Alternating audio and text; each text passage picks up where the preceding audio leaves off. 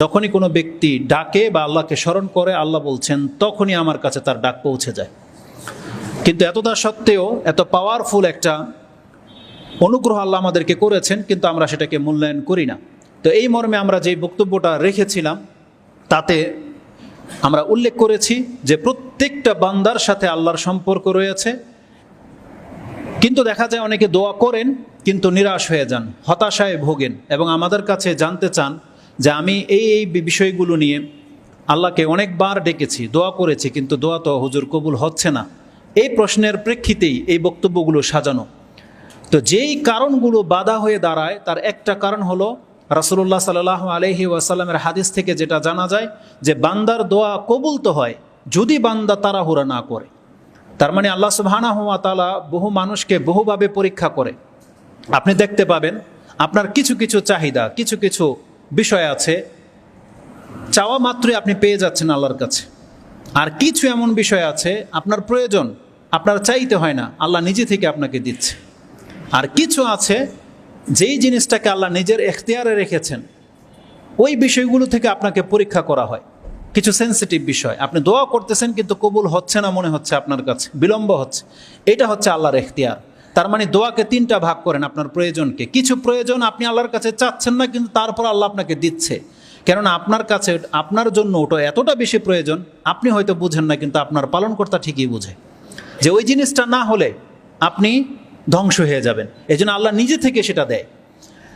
আর কিছু আছে যেটা আপনি চাইলেই পেয়ে যাচ্ছেন, আর কিছু আছে এমন বিষয় আল্লাহ আপনাকে পরীক্ষা করে থাকে যে দেখে আমার বান্দা আমার সাথে কি আচরণ করে, এই বান্দা সত্যিই আমার বান্দা কিনা, নাকি ওই সমস্ত ব্যক্তিদের মতো। রাসূলুল্লাহ সাল্লাল্লাহু আলাইহি ওয়াসাল্লাম বলছেন তাইসা আব্দুদ দিরহাম দিনারি ওয়া দিরহাম, ধ্বংস হোক দিনার আর দিরহামের বান্দারা, যাদেরকে দিলে খুশি হয়, না দিলে বেজার হয়ে যায়।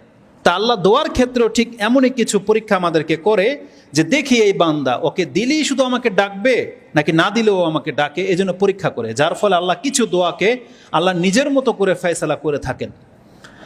ওটা ততক্ষণ পর্যন্ত যতক্ষণ পর্যন্ত আল্লাহ আপনাকে পরীক্ষা না করে নেবে।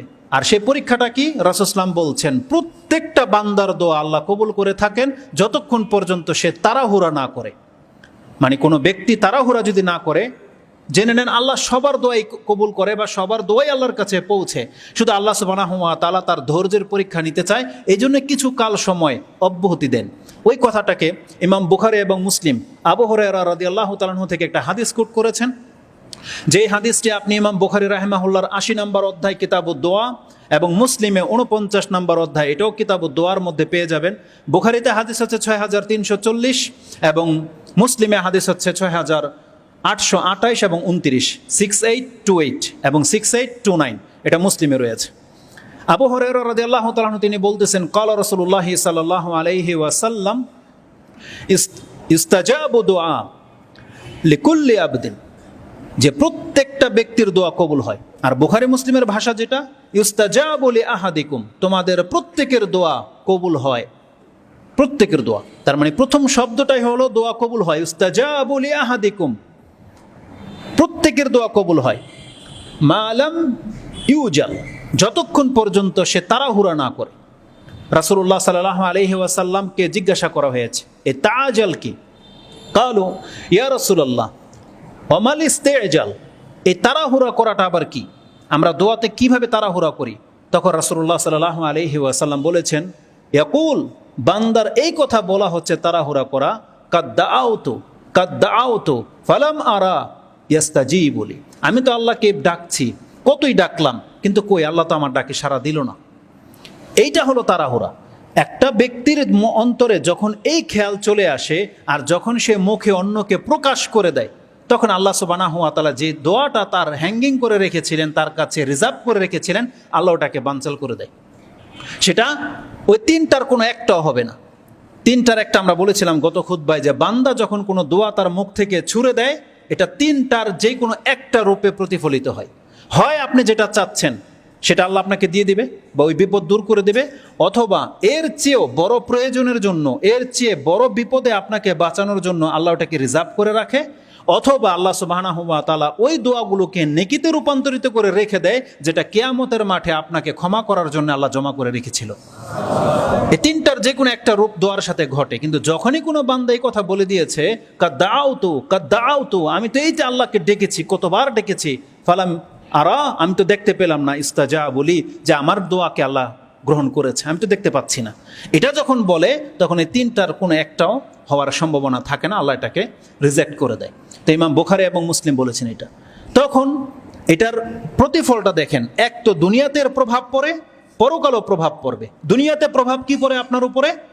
আপনি আল্লাহকে ডাকার মধ্যেই ছিলেন, দোয়া করতেই ছিলেন, কিন্তু যখন ফিল হলো যে আমার দোয়া তো কবুল হচ্ছে না, একটা পর্যায়ে আপনি নিরাশ হয়ে যান এবং দোয়া করা বন্ধ করে দেন। রাসূল সাল্লাল্লাহু আলাইহি ওয়াসাল্লাম বলছেন এটাই হলো দোয়ার সম্পর্কে তাড়াহুড়া করার সবচেয়ে বড় কুফল। সেটা কি? রাসূলুল্লাহ সাল্লাল্লাহু আলাইহি ওয়াসাল্লাম বলেছেন ফায়াস্তাহসিরু ইনদা যালিকা, তখন ওই সময় সে হতাশায় ভোগে, নিরাশ হয়ে যায় যে আল্লাহকে চাইলে মনে আমার আর বাচ্চা হবে না। তখনই সুযোগ নেয় শয়তান। যখনই একটা ব্যক্তি আল্লাহকে ডেকে ডেকে মনে হচ্ছে যে পেরেশান হয়ে গেছে, এখন তার বাচ্চা দরকার, তখন তার মাথায় কিন্তু অন্য কিছু খেলে যে না, কোনো তদবির খুঁজি, যে কোনো তদবির হলে হয়তো বাচ্চা হতে পারে। তখন তার নানি, ফুফু, খালারা এসে তাকে বলে যে অমুকের বাচ্চা হইতো না, অমুক মাজারে গিয়ে মানত করেছিল, আলহামদুলিল্লাহ পরের বছরে তার বাচ্চা হয়েছে। এই ওয়াসওয়াসার রোগে তারা লিপ্ত হয়ে যায়। বা কোনো পীরের মুরিদ তখন তাকে এই সংবাদ দেয় যে আমার পীরের কাছে আসো, তিনি চাইলে তোমার বাচ্চা হবে, তিনি কিছু তাদবির করে দেবে। এবং এর জন্য মানুষ কত কি মান্যত করে, শিরিক পর্যন্ত করে ফেলে। অথচ আল্লাহ সুবহানাহু ওয়া তাআলা কিন্তু তাকে পরীক্ষার মধ্যে রেখেছিল। সুবহানাল্লাহ, আল্লাহ সুবহানাহু ওয়া তাআলা ইব্রাহিম আলাইহিস সালাম, জাকারিয়া আলাইহিস সালাম, তাদেরকে দীর্ঘকাল সন্তানবিহীন রেখে আমাদের জন্য একটা এক্সাম্পল রেখেছিল যে একজন ব্যক্তির কতটা বিলম্ব হতে পারে। কিন্তু ইব্রাহিম আলাইহিস সালাম, আম্বিয়াগণ, জাকারিয়া আলাইহিস সালাম, তারা কি আল্লাহকে বাদ দিয়ে অন্য কাউকে ডেকেছিল? ডাকেনি। বৃদ্ধ হয়ে গেছে, আল্লাহর কাছে শুধু চেয়েছে, অন্য কারো কাছে চায়নি। এটা ছিল আমাদের জন্য আদর্শ। যদি আল্লাহ সুবহানাহু ওয়া তাআলা শেষ বয়সে তাদেরকে নিরাশ না করে, আপনি বিয়ে করেছেন 5 বছর 10 বছর হয়েছে, আর আপনি এখনই তাড়াহুড়া করা শুরু করে দিয়েছেন। তো মূলত ও আসলে আল্লাহকে বান্দা হিসেবে চায় না, ও আল্লাহ সুবহানাহু ওয়া তাআলাকে ডাকে নিজের প্রয়োজনার্থে। দেখবেন আমাদের মাঝে কিছু ব্যক্তিরা আছে, বন্ধুদের মধ্যে যে ওকে বেশি উপকার করতে পারে ও শুধু তাকেই স্মরণ রাখে, আর যারা উপকার করে না বা করতে পারে না তাদেরকে এক সময় ও ছেড়ে দেয়। ঠিক আমরা আল্লাহ সুবহানাহু ওয়া তাআলার সাথে ওই একটাই আচরণ করেছি। যখন কিছু কাল আমরা ডেকে আল্লাহর কাছে কিছু পাচ্ছি তখন ডাকছি, যখন আল্লাহ দিচ্ছে না বা আমরা কিছু পাচ্ছি না তখন আল্লাহকে ডাকা ছেড়ে দিয়েছি, তখন অন্য কোনো মাধ্যম খুঁজছি। এটা হলো অপারগতা। আর তখন সে কি করে? রাসূল সাল্লাল্লাহু আলাইহি ওয়াসাল্লাম বলেছেন ওয়ায়াদাউ আদ-দাওয়া আর-দোয়াই, তখন সে দোয়া করাই ছেড়ে দেয়। আর যখনই কোনো বান্দা দোয়া করা ছেড়ে দেয়, আল্লাহ তার কাছ থেকে মুখ ফিরিয়ে নেবে। তো ইমাম বুখারী এবং মুসলিম হাদিসটাকে কোট করেছেন যে দোয়া করার ক্ষেত্রে কোনো বান্দাকে তাড়াহুড়া করা উচিত নয়। যে কথাটা আমরা বলেছি, যদি কোনো ব্যক্তি তাড়াহুড়া না করে, তার কাজ হচ্ছে দোয়া করেই যাওয়া, আল্লাহকে ডাকা, আল্লাহর কাছে চাওয়া, তাহলে এই ব্যক্তির প্রত্যেকটা চাওয়া তার তিনটার যে কোনো একটা ফায়দা এনে দেবে। এটা আমরা গত পর্বে আলোচনা করেছিলাম। দোয়া করার দ্বিতীয় যে আদবটা আমরা বলেছি, দোয়া করার ক্ষেত্রে আমাদের মন থাকে গাফেল, উদাসীন। বরং আমরা আল্লাহ সুবহানাহু ওয়া তাআলার কাছে ওইভাবে চাই যেমন আপনার কাছে কিছু অভাবী ব্যক্তিরা আছে।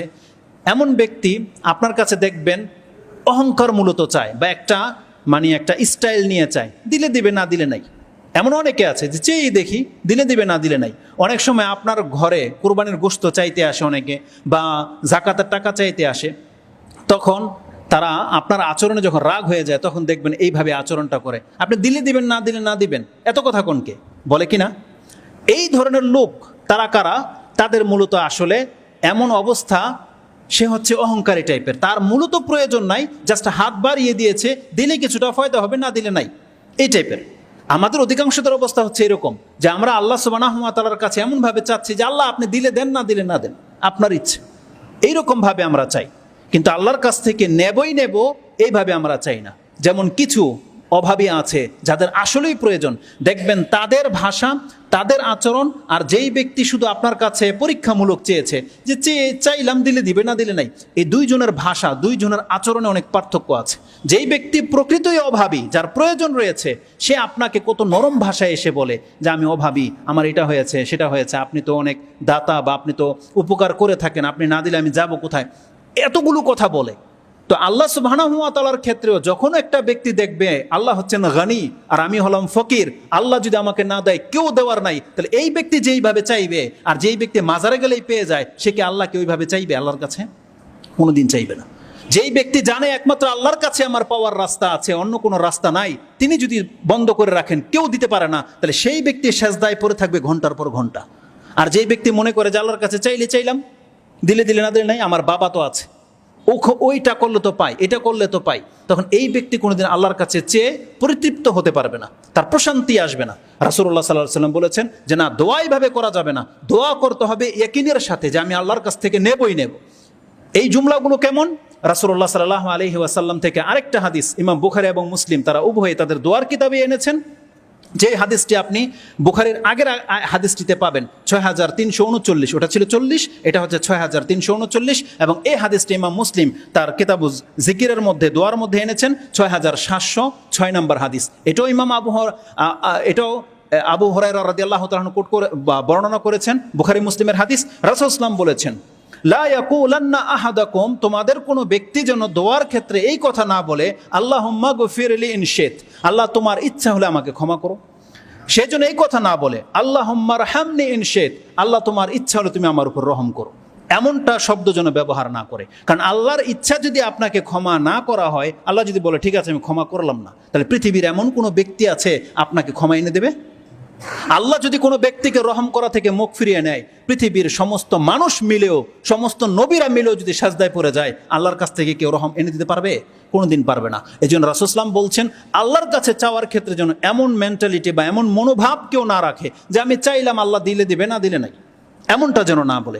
বরং রাসূল সাল্লাল্লাহু আলাইহি ওয়াসাল্লাম বলেছেন লিয়াজিম মাসআলাতা, প্রত্যেকটা ব্যক্তির প্রয়োজনের ক্ষেত্রে সে যেন আল্লাহকে কায়েমনে ধরে, মানে আমি আল্লাহর কাছ থেকেই নেব। আমরা কিন্তু যা পাই সব কিন্তু আল্লাহর পক্ষ থেকে আসে, যদিও কোনো মাধ্যম ভায়া হয়ে, ওই ভায়াটা, ওই মাধ্যমটা সৃষ্টিকারী হচ্ছেন আল্লাহ সুবহানাহু ওয়া তাআলা। এই জন্য আমরা যার কাছ থেকে পাই না কেন, মূলে রয়েছেন আল্লাহ। আপনি আল্লাহকে শক্ত করে ধারণ করেন, আল্লাহ বাকি প্রত্যেকটা রাস্তা আপনার জন্য খুলে দেবে, যেখান থেকে আপনি হেল্প পাবেন, সাহায্য পাবেন।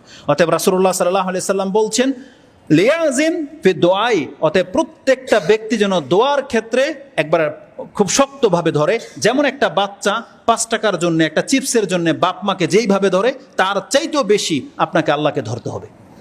তো এই ভাষা ব্যবহার করা যাবে না যে আল্লাহর কাছে চেয়েছি আল্লাহ দেয়নি, বা আল্লাহর ইচ্ছে হলে দেবে না দিবেন, এমনটা নয়। বরং আল্লাহ সুবহানাহু ওয়া তাআলা দেখতে চায় যে আমি ওকে কিছু কাল পর্যন্ত দূরে রাখবো, তারপরও আমার কাছেই ফিরে আসে কিনা এটা আমি দেখব। যেই জায়গাতে গিয়ে আপনি আল্লাহ সুবহানাহু ওয়া তাআলার বান্দা হিসেবে নিজেকে পরিচয় দিতে পারবেন, তখন দেখবেন আপনি যখন চাইবেন আল্লাহকে আপনি সামনে পাবেন। কিন্তু যখনই আপনি হেয়ালিপনা করবেন, তখন আল্লাহ সুবহানাহু ওয়া তাআলাও আপনার সাথে এরকম ডিনাই করবে। যেমনটা আমরা দেখতে পাচ্ছি যে কোরআন হাদিসে এমনটাই আমাদেরকে শিক্ষা দেওয়া হচ্ছে যে প্রত্যেকটা ব্যক্তি যেন আল্লাহকে এমনভাবে ধরে যেন আর কারোর প্রয়োজন না হয়, এটা বলেছেন। একজন সাহাবী তো এই কথাই বলেছিলেন, আপনি আমাকে শিক্ষা দেন এমন একটা কথা যেটা আমি ধরলে আর কাউকে জিজ্ঞেস করার প্রয়োজন নাই। রাসূল সাল্লাল্লাহু আলাইহি ওয়াসাল্লাম বলছেন, কুল আমানতু বিল্লাহি সুম্মা ইসতাকিম, তুমি আল্লাহর প্রতি ঈমান আনো এবং এটার উপরে তুমি জমে যাও, অটুট হয়ে যাও। আমাদেরকে ওই শিক্ষাটা দেওয়া হচ্ছে যে আমাদের চাওয়ার পাওয়ার রাস্তা মাত্র একটা, এটাকে যদি আমরা ধরতে পারি, বাকি দুনিয়া সব ছুটে যাক, আমাদের কোনো পরবা নেই। এমনভাবে দোয়া করতে হবে। তো এটা ছিল দ্বিতীয় ধাপ, যে দোয়া করার ক্ষেত্রে আমাদের তাড়াহুড়া করা যাবে না, আর হেয়ালি মনোভাব রাখা যাবে না। দোয়ার আদবের ক্ষেত্রে সবথেকে গুরুত্বপূর্ণ যে বিষয়টি, এটাও আমরা টাচ দিয়েছিলাম গত পর্বে, যে দোয়াতে ইখলাস থাকতে হবে। আমাদের আন্তরিকতা নাই আসলে। দোয়া যে আল্লাহর জন্য খাস, মানে আমরা যখন বারবার দোয়া বলি, আপনি ভাববেন যে তথাকথিত যে দোয়া আমরা যে মোনাজাত করি, এই দোয়া মানে হচ্ছে আপনার প্রয়োজনের জন্য যা কিছু প্রয়োজন এটা তলব করা, চাওয়া। মানে আপনার যা কিছু প্রয়োজন এটা এখন পুরা করতে হবে। কার কাছে পুরা করবেন? একমাত্র আল্লাহর কাছে। এটা হলো দোয়া।